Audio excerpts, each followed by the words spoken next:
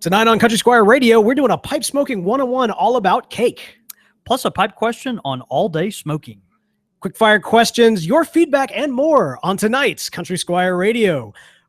And I almost started the show actually without recording again. How about that? So it'll be the second week in a row. Did you? Is the mute button on? No. The mute button's good. We hadn't had that problem in a while. No, it's been a minute. We are professional here, sir. Well, look at that. And I did have the recording going. So how about that? It's well done. Yeah, that's great. That's great. Now you just have more editing work. Yeah, that's good. Get all that crap out of the way. At least it's a nice chunk that I can get knocked out. That'll all work out well. Welcome to Country Squire Radio. I'm Bo. And I'm John David. JD. Hey, Bo. Good evening, man. Man, good evening to you, sir. How you doing tonight? You know, I'm good. I'm wondering why I made this decision to drink hot tea, and we're basically on the surface of the sun. My goodness. Here in June in central Mississippi, dude, it's just hot. It's just awful. It's unlivable conditions. I mean, as you pointed out, it's amazing, where people can live nowadays. It's no one should live here, and yet here we are. And that's okay. Every week we come back, right? Yeah, I went back and forth. You even brought a couple people into this world, like right here. It's like right. you're like doing this to people's future. I thought about that too, because my wife, being from Michigan, inclined to the cold temperatures, and then of course me growing up here in Mississippi and being inclined to the warm temperatures. Our kids are probably just going to have like the flu nonstop, right? No, I think they will. Yeah, it's just. Oh, they already do. They give it to you. That's why you're even sick tonight. Aren't Man, you? I am having a tough time. As I sit here blowing pipe smoke in your face. Yeah, no worries. I got some tea behind me, so I think we'll be good. But no, actually, I don't think it was the kids this time. This past weekend, I was at Mississippi Comic-Con. Oh yeah, that's a thing now. Yeah, I forgot about that, dude. Mississippi actually has a respectable Comic-Con. Yeah, we've got enough people for that. Look, man, it was really great. We actually did a panel. Me and two other podcasters. One guy actually drove from out of town to be on the panel and talked about DC TV because, of course, I did the Flash TV Talk podcast, so it kind of played into that. Yeah, but I got to tell you, man, it was massive. They had a long line to get in, even hours after it started. I mean, they're going to definitely need a bigger venue next time. But here's something that occurred to me. The Squire should have a table there. You should bring some church wardens, because let me tell you, man, you would clean up at this place. You think so? Oh, dude, for one thing. It'd be similar to what we do at Celtic Fest. That's exactly what I'm thinking. A similar feel. Right. Yeah, but that way more people. Like I would say this is like 3 or 4 times more than people than at Celtic Fest. All right, so tell me what exactly happens at a Comic-Con that happens in a Comic-Con in a town the size of Jackson? Hey man, what happens at Comic-Con stays at Comic-Con. Apparently it does. Right? Yeah. Except for that cold you got. Well, so they, one thing that happens at these things is, some celebrities will come in and you can kind of wait in line and pay money to get their autographs. I've never understood that, but a lot of people are into that kind of thing, which is perfectly fine. I think my cousin's proudest moment in her life was maybe getting a hug from William Shatner. Oh, well, there you go. At one of these things. There you go. I mean, to be fair, if I had the opportunity and the line wasn't like ridiculous to like, I'd hug William Shatner. Well, not William Shatner, but if it was Mark Hamill, I might pay $100 to hug Mark Hamill. Might do that. But no, so they had a lot of folks, Ghostbusters and wrestlers and the like came out to do autographs. But there were also tons of vendors, man. Mostly, more than anything else, it was artists. And vendors selling all kinds of paraphernalia. I got they've got these vinyl Funko figurine type deals. And I'm not big into toy collection or anything like that, but I've gotten some friends that have kind of given me these Flash figurines. And so now I've kind of been collecting just those. And so cool, man. I was hunting around for it. But the thing is, there is a vibrant cosplay community in Mississippi. Yeah, see, that just kind of strikes me as being strange. And for those of our listeners that don't know cosplay, I mean, we're talking about dressing up in costume. And you define it. No, I don't want to defend it. I don't want to offend anyone. That's right. I could really make a lot of people angry by butching this up here. It's putting on the costume, but also putting on the character. And I got to tell you, man, if there's a lot of Tolkien-esque costumes out there lacking some church wardens. So I'm telling you, if the Squire was present, I think he'd clean up. How many people were dressed as Laura Croft? Not enough. Not enough. Maybe I'll go next year. Dressed as Laura Croft. There it is. There it is. All right. Well, good stuff, man. Hey, speaking of things that are going on, this is kind of last minute, but next week I'm going to be in Chicago yet again. What? Yeah. You're literally just telling me this? Yeah. Next week. Right, Briar? End of next week. I think that's right. Are we going to have to do No, it's the end of next week. So it'll be Wednesday, Thursday, and Friday. Okay. I'll be there. There's a big event called Podcaster Movement or Podcast Movement that we'll be going and representing Satchel at. So really excited about that. But I will actually, I believe, be in actually Chicago proper this time. Yeah. So for those of you in the Chicago area, especially if you've got some pipe shop recommendations, I'll be looking for that. Maybe we could do a meetup. I think that'd be awesome. It'd be so great if you could swing by Ewan Reese. I know we didn't have the time to do it once we were there. We met all the Ewan Reese guys, obviously, at the show, but just being kind of out in the suburbs away from central Chicago didn't get the chance. But man, what a legendary shop! And of course, Chicagoland, pipe community. It's just one of the most vibrant in the world. Really. Yeah. So one way or the other, I'm looking forward to hopefully seeing a couple of you guys out there late next week. So more details on that on the Facebook page. Man, what's going on around the shop, dude? Just lots of new inventory, man. Trying to just kind of get things ramped up. We had our big event, obviously, Fathers, Friends, and Fire, which we got to do with Eric Stokeby's 4th generation and Kamoy pipes, and slung a bunch of those. And then, you look around our shop, we've got a ton of like Missouri Meerschaum pipes. And I'd say that it's funny. Of course, they're proud sponsors of our show, but I got a huge shipment of Cobb pipes in today. This is actually I'm smoking right now a Vowen pipe. We recently picked up Vowen pipes, which of course are made in Germany, and I have never smoked a Vowen pipe.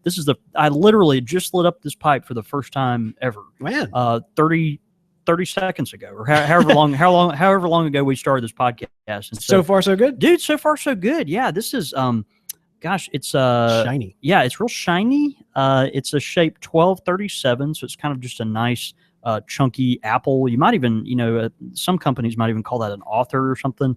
It's got kind of a nice cherry finish to it, but just real chunky pipe. Feels good in my little paws here. And so far so good. And of course, Vowens, have this 9mm filter.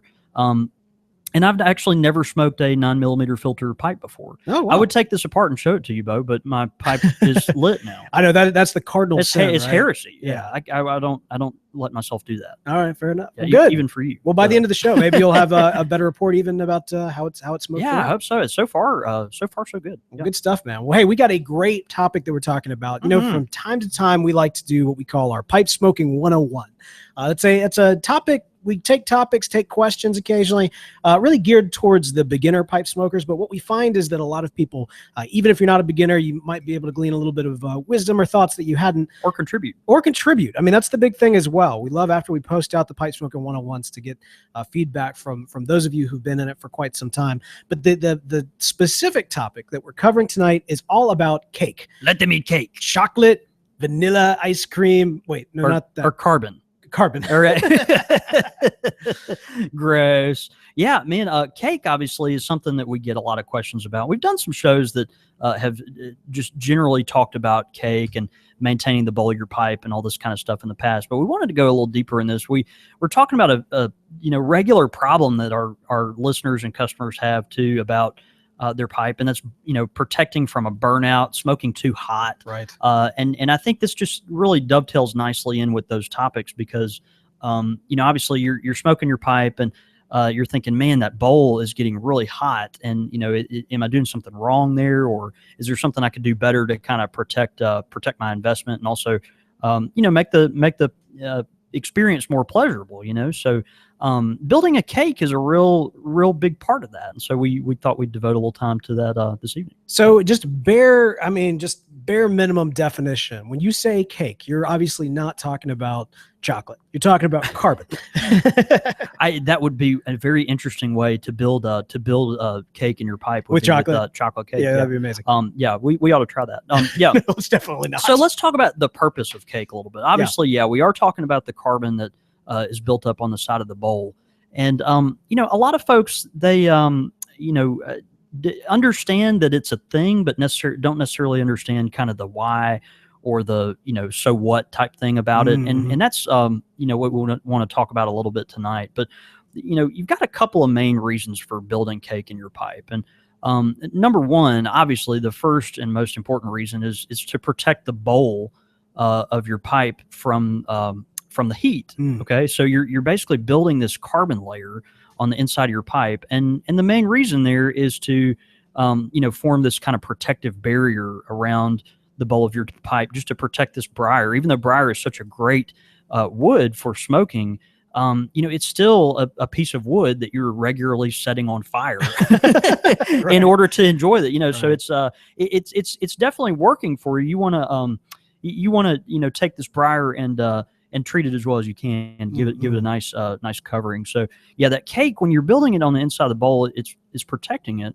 But another thing a lot of folks don't really think about, and this is something that you really would have to kind of give it some thought to recognize this, because it's a little less obvious. But the cake also acts almost as like a kind of a rudimentary filter, and that's an interesting thing. You think about, you've got this porous substance that's inside the bowl while you're filling it with tobacco. And then while you're smoking it, think of what happens while you're smoking it. So you've got a lot of heat, but then you've also got moisture buildup that happens in there. Mm-hmm. And your porous cake, when it gets hot, it's going to expand a little bit, and it makes room to absorb some of that moisture, Bo. And so what happens is your cake actually will act in some sense as a filter to absorb some of the things like moisture that will make your smoking experience drier and more pleasurable. Interesting. But it's as it's going down as opposed to through the shank. That's exactly right. Okay. Yeah. So it's actually happening in the bottom of the bowl, which is nice. So that's why, when we're building cake, which we'll talk about in a second, it's so important to focus at first on the bottom of that bowl, just to make sure that area that's going to be exposed to the most heat, the most flame, that it's going to be real tender. You just want to, build a really nice layer down there. Gotta be careful, right? You don't want it too thick, because you do have the hole, right? You don't want to accidentally cover That's right. it. Yeah, that's right. Yeah. You don't want to obstruct the hole, obviously. And we'll talk later about the importance of kind of maintaining a good cake, because you actually can damage your pipe with too much cake. Really? So yeah, it's kind of interesting. But so building cake. All right. So cake. Think about when something burns, the smoke particles, if you got a campfire or something, the smoke particles are, forming because, nutrients from whatever you're burning are, actually, being turned into energy. So in this case, you've got sugar that's being turned into ash or carbon. And so, you've got, the natural sugars of these leaves, this plant matter in this pipe that you're doing. And just like you would light, some logs on fire, and you'd have, smoke particles that kind of drift away. Your tobacco is doing the exact same thing. Right. And so, the goal is to try to get a nice even layer of that to build up along the side of your pipe, just to protect that bowl, to give you that nice cake that will both protect, save the bowl, but then also, act kind of as that filter like we talked about. So, a couple of things that can kind of help when you do this, obviously, are going to be, there's a lot of methods of cheating.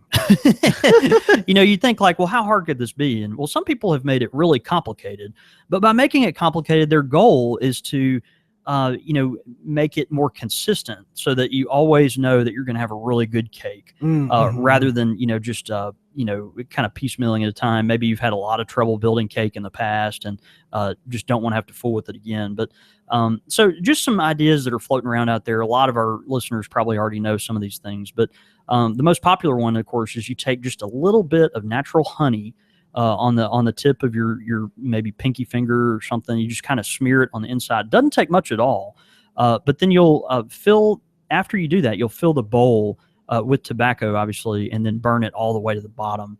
And really, if you do that, you want to fill it up maybe halfway. Typically, when I'm telling people how to break a pipe in, we try to shoot for halfway up and then go all the way to the bottom, just really focusing that first initial carbon layer kind of on the bottom, because that's the most tender part that you'll need, not just to protect the bowl, but also, where a lot of that moisture is going to build up too. Is the goal in this instance to actually smoke it as fast as possible in order to keep it nice and hot, or? No, I don't think so. I think, honestly, you would want to smoke it just optimally like you would normally, which is probably, kind of slow, and, just keeping it just at a normal temperature, like you would normally use it. So, and also it's important, because your pipe is new, to break it in slowly, because it's more tender, because it doesn't have the cake on there. So, So yeah, it's actually the complete opposite of that. I'm glad I asked. Yeah, exactly. Another thing that you could do is a lot of folks have come up with these pastes that work kind of interestingly. So you've got folks that have come up with their own recipes, even of pipe, kind of carbon layer, that you can put on there to kind of pre-carbonate, just like if you bought a Savinelli or Peterson or some pipe that has a pre-carbon layer on the inside, and folks will figure out ways to do that themselves. So a popular way is to take honey or actually jam, some kind of like jelly or jam, and you can mix it with like a cigar ash or even really fine a pipe tobacco ash and start to build the cake in there yourself. Interesting. Just by creating that layer of that. So an interesting thing as well, I've actually seen for pipes that were drilled to maybe the draft hole is too high in the side of the pipe, and the person wanted to kind of make the bottom of the bowl, come up to the draft hole. You could actually take like almost make your own paste out of cigar ash and water, or perhaps jelly or something like that, and actually build your own little layer in the bottom and let that harden, and you've kind of got this false bottom that allows your pipe to function as it should. So really are you weird. using like a tamp when you're actually kind of getting it on the bottom? Or Yeah. Anything to allow you to get just a real even layer. You want it to follow what should be the natural curve of the right. Yeah. So kind of interesting. There's this crazy formula that I've heard Tim West has recommended and uses, and that's actually where he will take grape jelly and then mix it. What he does is he bakes some of his favorite tobaccos. So like, let's say your favorite tobacco is Dunhill Flake. So what Tim would say you do is you actually take the Dunhill Flake and you bake it in the oven. You rub it apart real finely and bake it in the oven just to get all the moisture out of it. And then once you take it out, you actually grind it up. You can even grind it up almost like a mortar and pestle type thing, where you're just basically turning it into the finest powder that you can. And then mix that tobacco in with this, jam or jelly, and then kind of just, rub it on the inside of your pipe. And that kind of creates that just a real simple carbon layer, so the pipe is pre-carbonized and allows you to build cake more fast. So, and then the most novel way to obviously build cake is to just fill your pipe and smoke it to the bottom. Yeah. Imagine that. Yeah. It's this really strange thing that we've been doing for hundreds of years now. It's a natural process, really. Yeah. I mean, you've got, again, you're taking a plant matter and you're burning it the way that you would a campfire or something. And, obviously when you see smoke drift up in the, plumes of fire that you would outside, in that kind of situation, you see the particles go with it. And that's all you're doing is taking those particles and helping it stick to the side of the bowl. One other thing that I'll mention, as far as the purpose of the cake goes, we talked about the, wood protection of the wood, also acting somewhat as a filter and a absorber of some of that moisture. But, but also your pipe will smoke sweeter if you do that. I mean, think about, again, we talk about those cast iron skillets that are, seasoned over time, that have such a good, kind of residual flavor that just comes with years and years and years of use. And, that's why, you've seen grandmamas like, beat the snot out of little, grandbabies if they accidentally put the cast iron skillet in the dishwasher kind of thing. That's a big no-no. Right. But, it's things like that allow that pipe to kind of, build up some of those residual flavors, especially if you are smoking the same tobacco, over and over and over. A lot of pipes too. I have not had this with this particular pipe tonight, which of course I'll let go out now. But a lot of pipes, unlike this Vowen, when you smoke it at the first, it'll have kind of a bitter taste to it as well. And sometimes that's just the briar. It's just the natural flavor of the wood. And so as you build that cake, you're building up a layer of that's based around more your tastes. Yeah. So it just kind of naturally comes, which is nice. So that's the thing. I mean, a lot of people, I would imagine, that are listening to this, I mean, some for sure have been intentional about setting their pipe right and building that cake from the get-go. But for many of us, I mean, we've kind of done it the old-fashioned natural way. So we've got this cake that's kind of occurred naturally. How do we maintain that? Yeah. And it's really important to do that. I tell this story several times, at least once a week, when someone comes in and asks me to ream their pipe, or if they have a question about reaming. One of our dear friends at the shop, of course, is a gentleman named Blair Batson. He's a 95-year-old retired doctor here in Jackson. And of course, the reason that name is familiar in Mississippi is our children's hospital is named after Dr. Batson. And if you go to Batson Hospital, there's a huge portrait there in the lobby, and he's sitting there holding his pipe in that portrait of the children's hospial, which I just think is fantastic. So you got this really kind of respected Mississippian that obviously is a pipe smoker and a good friend of the Squires. Matter of fact, his niece, who is also named Blair, came by just the other day to pick up his monthly pound of Cherokee. So, there you go. Which is kind of cool. But could you imagine being 95 and smoking a pound of pipe tobacco a month? May we all be so fortunate. Yeah, isn't that beautiful? It's just great. But so anyway, I love to tell the story. Occasionally, Dr. Batson will send his pipe to the Squire to be cleaned. And the filthiest pipe I've ever seen come through the shop was Dr. Batson's pipe. I gotta know this. Is it always the same pipe? No, this pipe was a Peterson, actually. Okay. But he has a variety of pipes. Okay. He used to smoke more straight pipes, but I think he's added a few bent pipes to his collection now. Which Interesting. Is, kind of funny. But, Dr. Batson, he sent his pipe to the shop to be cleaned. And the lady that brought it in, it was one of his aides, I think. And she brought in and she said, Dr. B, he's having a little trouble getting tobacco in this pipe. Can you take a look at it for me? and she pulled the pipe out, and Bo, I swear, like the amount of available room to put tobacco in the chamber of the pipe was no bigger than the end of a like a pencil eraser. Like it was unbelievable. And I'm just thinking in my mind, I'm trying to visualize this 95-year-old man who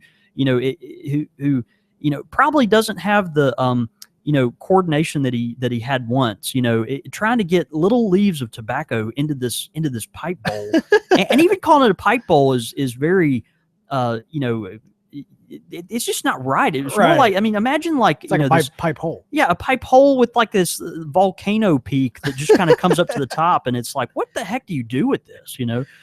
So one imagines that would be not the ideal. Yeah, that's the thing. Well, the funniest thing about that story is one time before I knew that was his niece, Blair, the niece, actually came in to get Dr. Batson his tobacco, but I didn't know that was his niece. And she started asking, like, when are you supposed to clean these pipes out? And I started saying, you know what? You will never believe this. I just asked that the other day for someone else. I saw this terrible pipe one time, and it was from this doctor, local guy. You would not believe how filthy it was.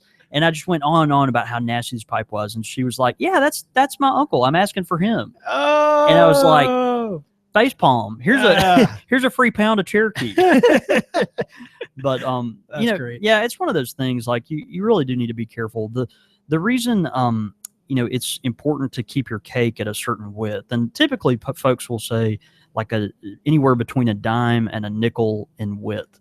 Once you get past a nickel, you're number one, you've got less room to enjoy your tobacco. So it's just not conducive to loading your bowl full. But also you think about, okay, what does anything do when it gets real hot? So you've got this cake on the inside of a bowl, and anytime you have something that gets really hot, it expands. And so if the cake is covering the entire inside of the bowl, but then decides it wants to expand, what happens, and this blows people's minds that this is actually a thing, but what happens is the pipe will actually burst. You'll crack Get out of here. You'll crack a pipe wide open because of too much cake. Like I'm really? It's a thing. Yeah. I can't tell you how many pipes I've seen that look like they've been split open from the inside because they have been. Man, I want to see a picture of that. It's literally the amount of cake on the inside was too much for the the pipe to handle. Man. You're still, even though briar is awesome, again, we've talked about its, sing its praises all the time, it's still a piece of wood that you're setting on fire. So as it's getting so hot and it's got this thing pushing from the inside, trying to go somewhere that it doesn't have any room to grow, all of a sudden it just bursts, and you've got, a pipe that'll just frankly split wide open. So you've got to maintain your cake at kind of that, optimal level, just to give it a chance to, expand inside your pipe to do its job right. And really the best tools for that, a lot of folks, they don't have a reamer or anything, and so they'll use either the spoon or their check tool, or a lot of folks will just use a pocket knife or something like that. If you are a regular smoker and you've got, a pipe that is going to regularly build cake, I highly recommend, some form of pipe reamer. I got a couple here to show tonight, at least for our live viewers. This is one of those that's that looks like a little transformer. Yeah, it kind of does. It looks like that little like alien little thing. Bug thing. Yeah. But this is one that you just put, it's kind of, if you can imagine, if you're listening to the podcast, like you just kind of drop it in, it's got a little T top to it, and it adjusts just very simply on the side with these kind of little swing blades that go on the side. But all you're doing is just dropping this into the pipe and then turning it around. And all you're doing there is just getting a really even scrape on the inside of the pipe. That's one thing that if you're using a pocket knife or something, you're not going to really get the benefit of having a very even an even scrape on there.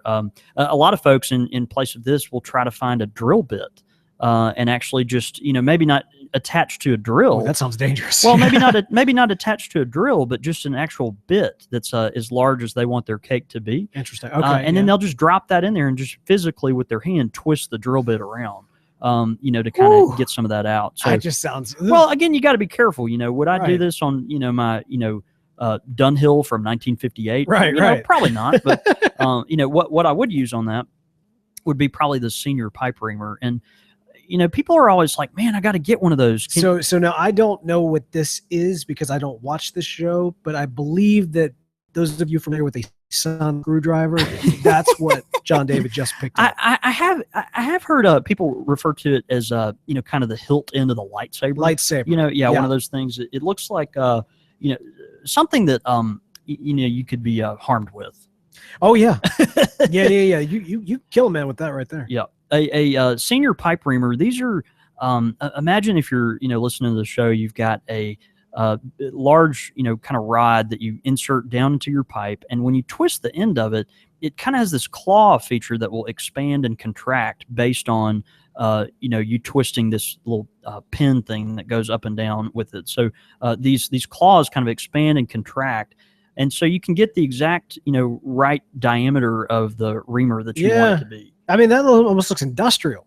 Yeah, and it really is. Where'd you get that? Well, it's called a senior pipe reamer. It's a thing. You can order one online, or I'll be glad to order you one too if you're a customer of ours. But it's one of those things. It's like, man, hey, someone sees it and they're like, I've got to get one of those. I know I'll use that. And then they ask how much it is, and I'm like, $35, and they're like, what? Like, this is an interesting piece of equipment, and it's something that obviously is invaluable. I would expect it to be more, honestly. Well, I mean, with all that metal and all those moving parts, it just seems like it's funny. People regularly are shocked at the price of these things, but it's hard to find a senior pipe reamer for under $35 nowadays. So it's just one of those things. But it's well worth the money if you're going to restore a bunch of pipes, or if you're regularly building up cake in your pipe that needs to be reamed. Cool thing too, I've been playing with it here as we're talking, but on the end of it, it actually has, you can pull out this little drill bit. It looks like it's a legit drill bit. Legit drill bit that's kind of built into the end of this thing. And generally what folks will use this for is cleaning the shank out of their pipe. Right. And so you've just got the opportunity to get in there. Obviously this one has been well used, but you can kind of get in there. You want to be careful with that, probably even more than the actual reamer, because if you start monkeying with the draft hole on your pipe, that's going to change dramatically, very quickly, the quality of your smoke, or the just what your smoking experience is like. You might be used to a very fine draft hole, and as soon as you open it up, you're going to get a very different experience on your pipe. So something to keep in mind there. But yeah, if y'all, I'm sure, many of our real experienced pipe smokers know exactly what I'm talking about. But check out the Senior Pipe Reamer. Again, it's going to look like the hilt of a lightsaber, or something that you might use to torture someone with. But if you're going to clean a bunch of pipes, it really is the way to go. Matter of fact, I used it today. This guy brought a pipe in that it really beautiful Savinelli. Is probably 20 years old, but it's one of those Porta Servo Savinellis, and he had just built up a real thick cake. It was real even cake, but just too thick and needed to be brought down some so he could enjoy it and protect his pipe better. And man, I got after it. I spent probably, 30 minutes reaming that thing. And Bo, I'm not lying when I say like this whole tobacco bar was just covered in this fine powder. I mean, it's just the finest like black powder. It looked like something you put into a musket. Right. But it's just all over my hands, and it was probably still on my hands. But anyway, that if you're going to do heavy duty, pipe reaming, that really is it's an invaluable tool to have. Looks like it. Yeah. All right. So we've been talking about creating pipe, creating cake and maintaining cake, and specifically for briar pipes. I mean, with mortar pipes, is that something that would even be on the table? Morta and meerschaum both. General convention on morta and meerschaum is that you don't build cake. Right. Now, a lot of folks particularly on meerschaum pipes will, build cake just because maybe they're, don't scrub it out after each smoke and that kind of thing. You do see cake in meerschaum pipes probably more than you do morta. But the idea in both is that you don't have to build cake, which is really nice. So after each and every smoke, when I do morta or meerschaum, I'll actually take a pipe cleaner, turn it into a U, like I always do, kind of bend both the ends where they're up together. And I'll take that U-shaped pipe cleaner and just shove it into the bowl and just twist it around and get all the ash out. So you're trying to really just get that as clean as possible. So I would unless you do have significant cake on a meerschaum pipe, which you really shouldn't to begin with anyway, at least my opinion. I would not use a reamer on a meerschaum pipe. Yeah. Gotcha. The goal again is to keep your meerschaum pipe just really clean at all times. So yeah, meerschaum, if you're sitting there reaming a meerschaum pipe, you got to think like, man, that's a lot of pressure to put on, basically a sea foam. Right, I mean, right. The cake inside the pipe is already putting pressure on it, but then you start getting in there and twisting and scraping this stuff out. You just got to be really careful. So sometimes to soften that cake, people will pour maybe a little Everclear or bourbon or certainly pipe sweetener, the little bottle of pipe sweetener that we sell here at the shop or you can get online. Typically it's like a mint flavored sweetener, but if you'll put that in there and let it sit for a little bit, just to kind of absorb into that cake, it'll loosen some of that stuff up. Everclear is great if you want something that's not going to impart a flavor into your pipe. Problem with Everclear is you have to generally buy like a fifth of it. And then, if anyone sees you buying it, they think you have a problem. and they just assume that you're like a college student or something. Yeah, well, they send you to the nearest, group therapy session, which is fine. And we all need that at some point. But anyway, the Everclear is so great because it is really high alcohol content. So it cleans really well, but it also just doesn't impart any flavor. So anyway, that kind of covers, the purpose of cake, building the cake and then maintaining it. Again, I think if you're a heavy pipe smoker that is going to use, going to build cake often enough to need to ream it, I would probably go ahead and invest in a decent reamer, at least one of these little dudes that kind of have a little, tea look to it that you drop in there and that just kind of naturally expands to the side of the bowl. These run anywhere from $6 to $15. They're not very much. A lot of folks, they'll smoke a pipe and they'll come in, I don't know, 3 months later, and they say, hey, I don't know, but, do I need to ream this? And I'll look at their pipe and it's just real fine powder on the side, doesn't really have any cake at all. And, it's kind of a thought, I think people, because they spent so much money on this beautiful pipe and they want to take good care of it, they're thinking, well, maybe it's time to ream it, And honestly, if your pipe doesn't have that heavy carbon buildup that's so big that it, either one, obstructs the, chamber from you loading it with tobacco, or two, threatens to crack the bowl, then you just don't want to ream your pipe. Interesting. Yeah. So don't ream it. That's the nuclear option. Yeah, I think so. Yeah, So you only last go resort. there. You only go there if your cake is uneven and you just want to even it out a little bit, or if it's gotten so big that you're either threatening the amount of tobacco you can put in it, or obviously the integrity of the structure of the briar. Well, that's good, man. Yeah, man. Look, cake's delicious. Cake is great. I love cake. No, it's always great to kind of learn these tips and tricks, especially for caring for your briar. Because I mean, all of us who are tuning in, who are listening to that, I mean, we all have at least one briar pipe. For many of us, we've got tons of briar pipes, and so keeping up with all of them is important. Yeah. And you want briar pipes. You want your good mortar pipes. You want a good meerschaum pipe too. But you know what you have to have? A Missouri meerschaum. A Missouri meerschaum pipe. Now, funny enough, Missouri meerschaum pipe, actually corncob pipe. Corncob pipe, you do not need cake in. Is that right? I'm asking. Yeah, no, that's right. Okay. That's the idea, right? Is that you can have a clean smoke no matter what you're smoking. Missouri meerschaum pipes are good quality for exactly that reason. And of course, sponsoring this episode, we've got two pipes, the Pony Express and the one that I always mispronounce. The Mizzou. The Mizzou. It's like Kalamazoo, so I should remember that because that's a place. That's a real place. It is. If you're from the is Missouri the show me state? Is that right? You show me where it says that. I sure think it is. Waka Waka. If you're from Missouri, you obviously know the word Mizzou. They go the Tigers of the University of Missouri go by that moniker. But the Mizzou pipe is just a beautiful pipe. It's kind of like their Tom Sawyer pipe or Huck Finn pipe maybe, but the bowl, or I'm sorry, the shank is bent up a little more. So think about a long stem with kind of a small chimney style bowl, and the really beautiful amber plastic that makes that stem takes up a significant portion of it. So I always like it because I kind of tell people, I laugh. It kind of reminds me of a Bing pipe, which of course I'm a big fan of. But the Mizzou.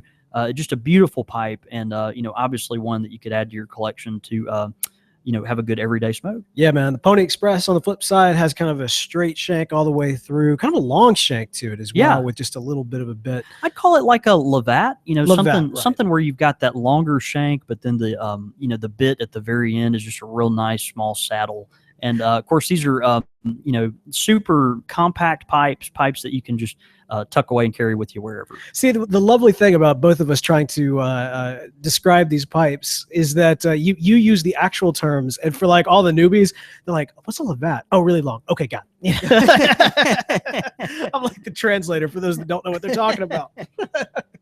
But look, you got to check these pipes out. They're absolutely gorgeous. And one of the great things about Missouri Meerschaum is they've got great people running that company. They make quality products, and you're definitely going to want to check them out. We thank them for supporting this show, and we thank you for supporting them.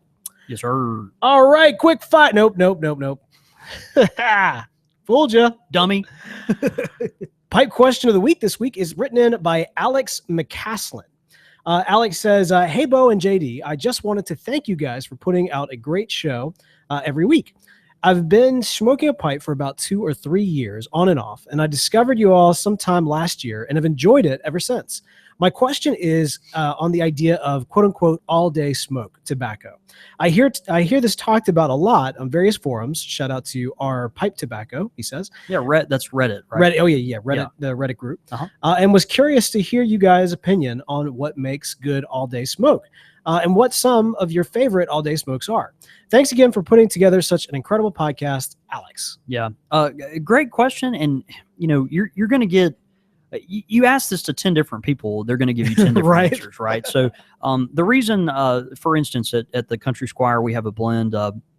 It's one of our signature blends, and if you're an aromatic smoker, I recommend you try it. But it's called Cherokee. Cherokee is a very simple mixture of Virginias and Black Cavendish. And it's one of our oldest recipes. We haven't changed the recipe in probably 40 years. And the reason we sell so much Cherokee, it's not because it's got the most powerful flavors. It's not because it's the strongest or the most exquisite marrying of flavors or any of this kind of stuff. It's just because you can smoke it all the time and not get sick of it. It's a delicious tobacco. It makes the room smell great. But it's one of those that you can just smoke all the time, and you won't get sick of it, and neither will your companions because it just smells good. So other blends, matter of fact, that would fall in that same category. The the blend I'm breaking this pipe in with tonight, this Vowan pipe that I just lit up, is Scottish mixture from MacBaron. Friends at MacBaron, they make excellent, Virginia burley tobaccos, and is Scottish mixture. Now, of course, it does have a ton of different ingredients and does happen to be a little more complex. But when you smoke it and think about it just from a distance, you're thinking, oh, it's just a really nice, clean, Virginia-based tobacco that's got just a little sweetness to it, and so it's a good everyday smoke. Typically, everyday smokes are going to be something that, or all day smokes are going to be something that doesn't give you personally tongue bite. That's the key here is you're going for something that, number one, doesn't take a lot of work to keep lit. And then number two, connects with your body chemistry in just the right way to not give you, a harshness on your tongue. As Mrs. Reeves, that taught me everything I know, would say, you want to pick a tobacco that's very kind to your mouth. And finding a tobacco that is kind to your mouth is different for everyone because, folks have different experiences. I give you a case in point. This guy came in here, and he's like, man, this black and tan stuff that y'all sell, it is so good, but it just bites the stew out of my tongue. And that is the one tobacco that we would sell at the Country Squire that I would say would not bite your tongue because it's just so smooth.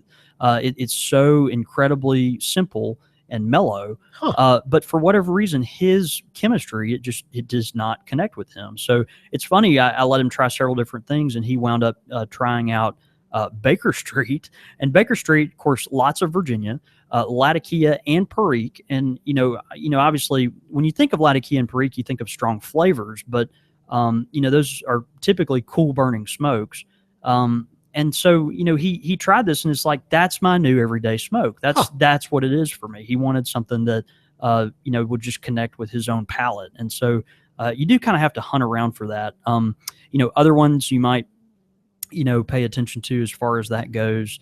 Any of the McClellan stuff, is good. Stokeby makes some excellent tobaccos, that are good for everyday smokes, typically for most palates, things like the Luxury Navy Flake and, PS24 Nougat, I know is really popular and a lot of folks enjoy that one. But there's a whole variety out there. I think you really have to find something, though, that is easy to keep lit, doesn't require a lot of maintenance. The flavors don't get old, and it will not bite your tongue. And that's really it. There you go. Yeah. That's great advice. I'm actually going to, there's only really one day of the year that I ever do an all day smoke, and that's when I go fishing up in Michigan. Yeah. And typically I take Treasure Island with me. And I do get tongue bite a lot from that. So I might, next time this year, I'll be sure to pick up some Cherokee. That's the thing. Like, Treasure Island, it's a mellow smoke. It's one of those that has a nice mellow flavor and kind of a sweet room note to it. But you got a lot of moisture there. And so with the moisture, typically will come more relighting. Yeah. And then also the moisture interacts with the, with your tongue. And I also find it makes me hungry. Like just the smell of it for whatever reason just makes me hungry. And you never want to feel hungry while you're fishing. That's funny. It's like when you go on a certain diet, you need to stay away from certain tobaccos. Wow. I hadn't thought about that. I didn't. Interesting. Maybe that's another episode. Excellent pipe question of the week, Alex. Thank you so much for sending that in. If you've got a pipe question of the week, you can send it in, csr@podastery.com. Quick fire question. Ow! All right. These come in from, seriously, I didn't write down the person's name. Hang on a second. Gotta give people their credit. What a dummy. Gotta give people their credit. Hey, you're doing a good job tonight. You called me dummy twice. Are you trying to make up for that? Hey, dummy, you're doing a good job tonight. Oh, man, that's funny. All right, let's see. Thank you. If any of our live viewers or otherwise, I'll be honest, this is the first, like I mentioned earlier, the first time I've ever smoked a pipe with a 9mm filter. Of course, you've seen me. I've had to relight multiple times, probably just because I can't keep my gums shut because I keep, flapping my mouth open. But I would love to know y'all's thoughts on 9mm filters. Obviously, we think of it as more of a European style thing, and we don't watch them or don't see them in America as much. But they're growing here. You're seeing more and more pipes that are featuring the 9mm filters, and we're having customers request them more, and that's why we picked up the Vowans at the Squire. So I'd love to know y'all's thoughts on them. Just kind of if there's any tricks that, I need to know about it, or that we could let other folks know about the filter? If you have a certain type of filter, charcoal versus, a balsa filter or anything like that. Just love to know y'all's thoughts on the 9mm. Obviously, just a little bigger. Does it make the smoke that much cooler or better? I'd love to know what y'all think.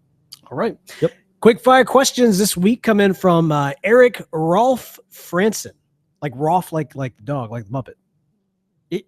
Okay, that's his middle name. I just think that's awesome. All right, here they go. You ready for this? Yeah, bring it. All right, parking. Pull straight into the garage or back up into the garage? No, pull straight in. I want to do all the easy stuff now and worry about the hard stuff later. Right. Wow, I never thought about it that way, but I guess I do it the exact same way for the exact same reason. Summertime treats: fruit smoothie, milkshake, or gin and tonic? Gin and tonic. Yeah, we know what you're gonna say. It's so hot. Milk was a bad choice. It was a bad decision. But there's nothing like ice cream in the summertime, though, man. Except a gin and tonic. But summertime with ice cream is a good thing. But milkshake seems to be a little bit too like the consistency is too thick for the summer. Okay. Like that's just a me thing. For a smoothie's good. Smoothie's good. That's a good option. I think all of your second guessing is feeds into my reason for saying gin and tonic without hesitation. Can I just go gin? Yeah. I just like gin. Gin, a little bit of vermouth, put a little twist in it. It's fine. That's how I do it. Heck is that? It's a gin martini, my friend. Even Briar's even sitting in the audience. He's like, is that a gin martini? Yeah, I guess that's right. Yeah. Okay. I don't know my way around martinis. Shaking, not shit. After dinner, Europe. This is kind of very intricate. So you ready for this? Okay. Yep. Bring it. European-styled artisan cheese and fruit plate with a glass of port served at a bistro by a tuxedoed waiter named Francisco. Lord have mercy. or an American-styled apple pie a mode with a cup of coffee served with a truck stop by a waitress, served at a truck stop by a waitress named Dixie. Yeah, bring on. I want Dixie to serve me a pie. Yeah, I mean, if it's after dinner, absolutely apple pie a mode. Are you kidding me? No, I mean, amazing. Look, the artisan cheeses and fruit plate, that has its place. Yeah, before the meal. Well, yeah, but maybe before the meal, yeah. As an appetizer, maybe, but for dessert after dinner, yeah, man, I want a big old lump of ice cream on top of my apple pie. Bring on Dixie. Man, yeah. Hey, my grandmother's name is Dixie. I love that name. Man, that's a good name. Yeah, that's a great name. Was she a truck stop waitress? She was not. Okay, she was far from it. But maybe she missed her calling. You never know. She might have been. She did serve a mean piece of pie though. Well, there you go. All right, and then finally, fire, bonfire, or bonfire at the beach, or cozy fire in the mountain cabin place, or burning down a failing business for the insurance money. That's really great. Well, hopefully we never know what that last one is here at the Squire. Although we do always joke and say, if we did burn the Squire down, it would be the best smelling fire in a 4-state region. I'd have to go cozy fire in the mountains. Honestly, when I'm at the beach, the last thing I think of is like fire. I don't know. I don't even know how you would light a bonfire on the beach. I guess. Yeah. I mean, I guess people do it all the time. I guess, and obviously you'd want to do that if you were on a desert island trying to get noticed. But that's a good point. Yeah. I've always been fascinated by the concept of a bonfire on the beach because I've never been at one and I've always wanted to be at one. So I think we were cool enough to be invited to that kind of thing when we were in high school. Oh, we had the Pearl River, and the Pearl River wasn't quite beach worthy. I don't know. You go out there and push aside the empty shampoo bottles, and it's actually kind of homey. That's Mississippi for you. That's it. So gross. Right here with Dixie.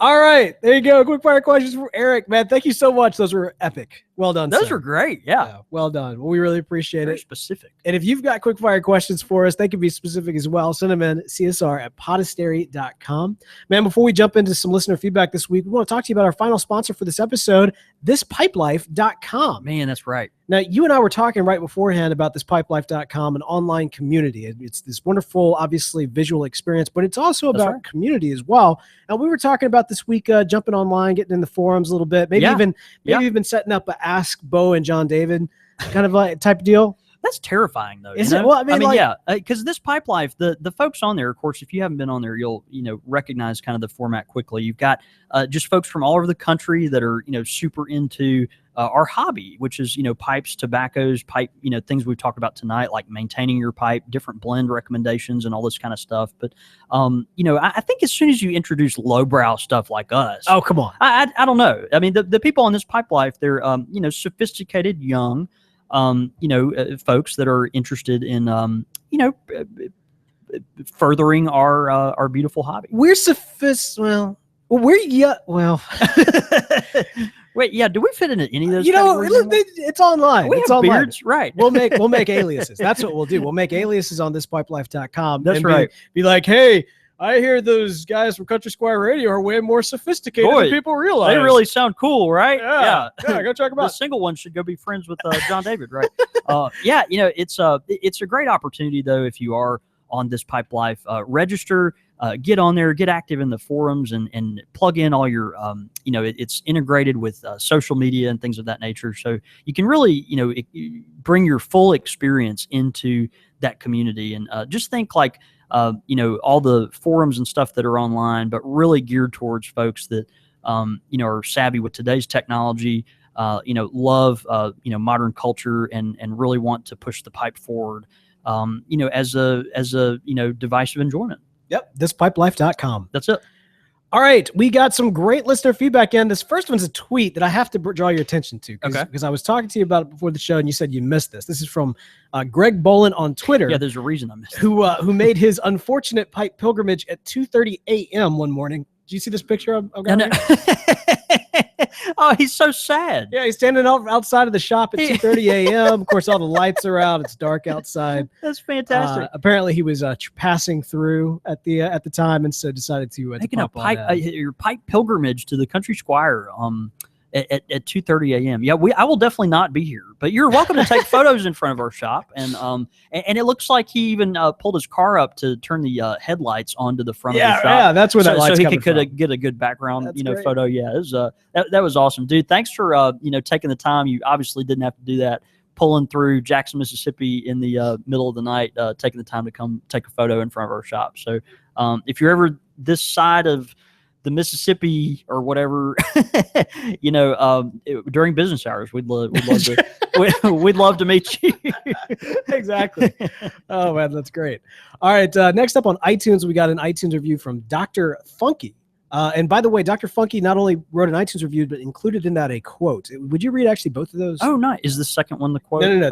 It's all mashed together. Okay, it's got quotations. Yeah, from Dr. Funky on iTunes, he says, favorite podcast. This is a great podcast for any tobacco enthusiast, and it's a great listen even for those who aren't into pipes. Bo and John David are easygoing and fun. Their passion shows up in every show. I highly recommend it. You'll learn something and have fun along the way. And he says, quote, nowhere in the world will such a brotherly feeling of confidence be experienced as amongst those who sit together smoking their pipes. And this is from, end quote, it's from The Results and Merits of Tobacco, 1844, from a Dr. Barnstein. I love that. Isn't that a beautiful quote? Yeah, really nice. It's one of those things that I think kind of identifies, our hobby and passion here. So, dude, Dr. Funky, thanks.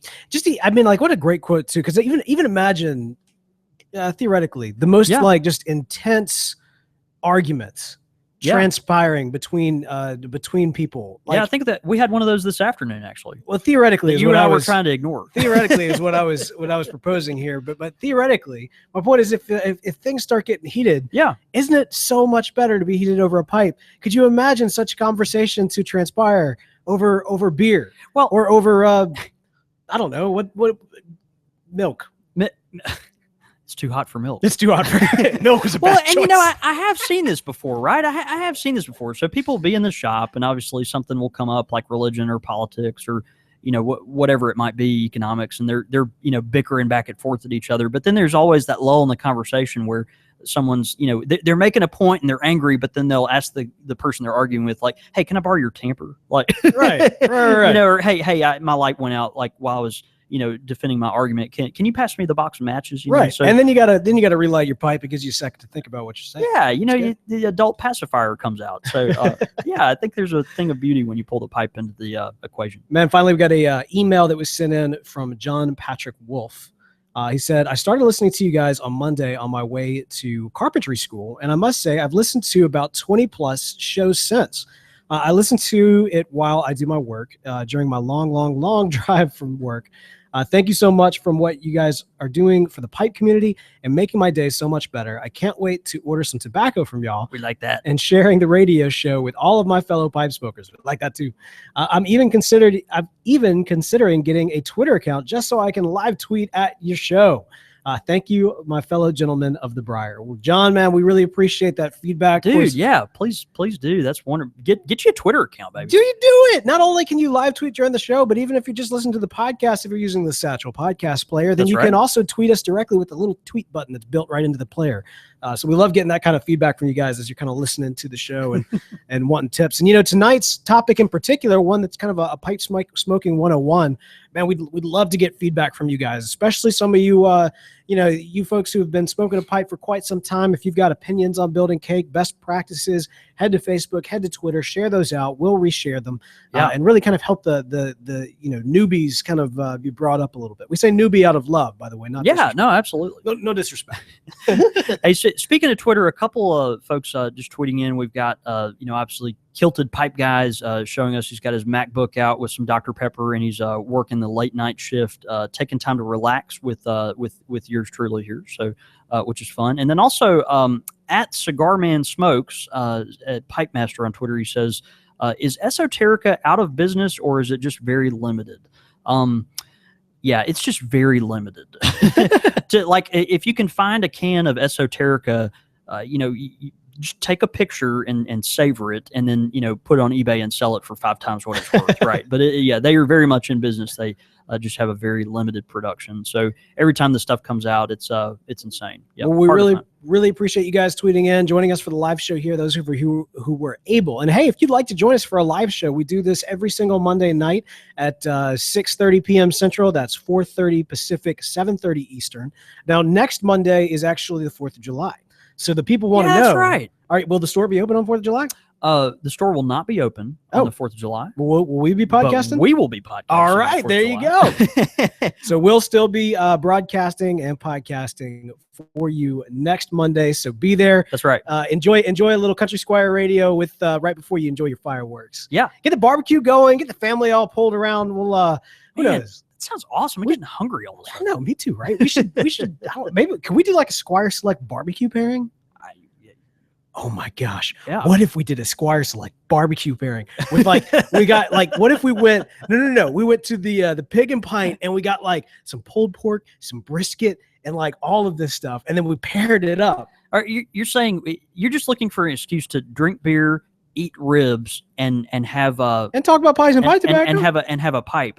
I'm down. Yeah. You had me at barbecue. We might have to do that. Right. So tune in next week. It's going to be a lot of fun. That'd be so shameless. CountrySquireRadio.com. Maybe we can get Pig and Pint to sponsor it and just give that stuff to us for free. Yeah. Maybe we can get a local business whose name will not be mentioned until they give us money. Right.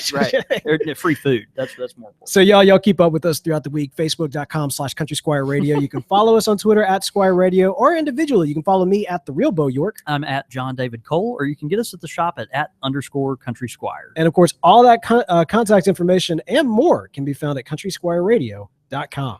Hey, Bo, Varge just tweeted and he says he loves the Cake 101 episode. He did notice, though, watching the live show tonight, that you have a lid on your drink. And he wants to know if the new shop owner is requiring that with your drinks now on the live broadcast. Probably should. It probably should. We need a sippy cup for Bo. It is actually funny, Varge. Bo literally tonight, right before we came on air, decided to keep his cup on the shelf behind us as we were broadcasting, specifically so he would not spill it all over my tobacco bar.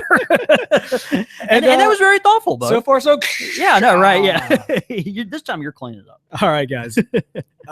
Wait, we haven't signed out yet. No, we haven't. I'm sorry, I got a little loose there for just a second. I apologize. What'd you put in that tea? It was just tea. I think it's, you know how you've been sick for a while and you kind of feel that like drunken sickness. Not really. Yeah, neither do I. Well, man, what a great show, man. This was great. Thanks for coming out and listening to us. And hey, let's go have a night. See you, brother. All right, guys. Thank y'all so much for tuning in to the live show. We finally got it out. Yeah, that's great. Yeah, this is a lot of fun, y'all. Seriously, thanks for participating with us, watching, listening, and hope to see you again next week. Bye. See ya.